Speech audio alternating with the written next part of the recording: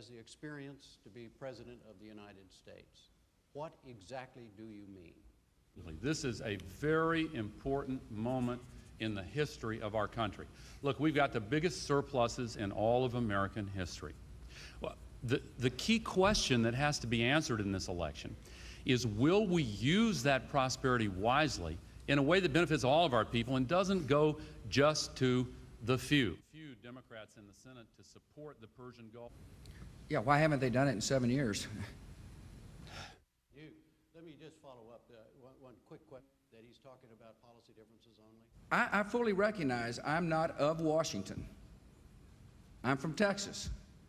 And he's got a lot of experience, but so do I. And I've been the chief executive officer of the second biggest state in the union. I've had a proud record of working with both Republicans and Democrats, which is what our nation needs. It's enough to be president. You were talking about strictly policy differences.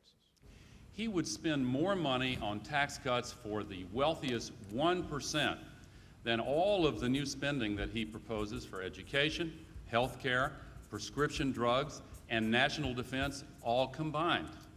Now, I think those are the wrong priorities.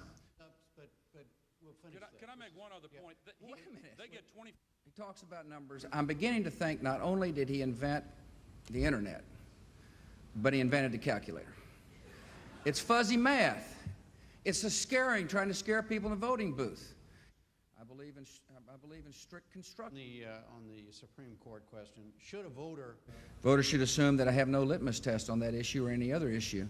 But the voters will know I'll put competent judges on the bench, people who will strictly interpret the Constitution and will not use the bench to write social policy.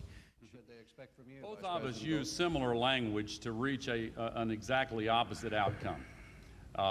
I don't favor litmus tests, but I know that there are ways to assess how a potential justice interprets the Constitution, and in my view, the Constitution ought to be interpreted as a document that grows with our country and our history. That's not right. New subject. Bush, 1 minute. But this will be an interesting moment for the Russians to step up and lead as well. It'll be a wonderful time for the President of Russia to step into the Balkans and convince Mr. Milosevic it's in his best interest and his country's best interest to leave office. The Russians have got a lot of sway in that part of the world, and we'd like to see them use that sway to encourage democracy to take hold. And so it's an encouraging election. It's time for the man to leave. But what if he doesn't leave, Mr. Bush? What if all the things, all the diplomatic efforts, all the pressure from all over the... I believe they've moved that sign, the buck stops here, from the Oval Office desk to the buck stops here on the Lincoln bedroom, and that's not good for the country.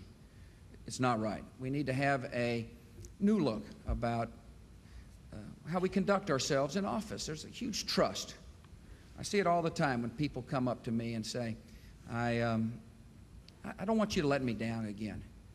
And we can do better than the past administration has done. It's time for a fresh start. It's not my view of responsibility. Vice President Gore? Well, I think we ought to attack our country's problems, not attack each other. I want to spend my time making this country even better than it is, not trying to make you out to be a bad person. You may want to focus on scandals. I want to focus on results.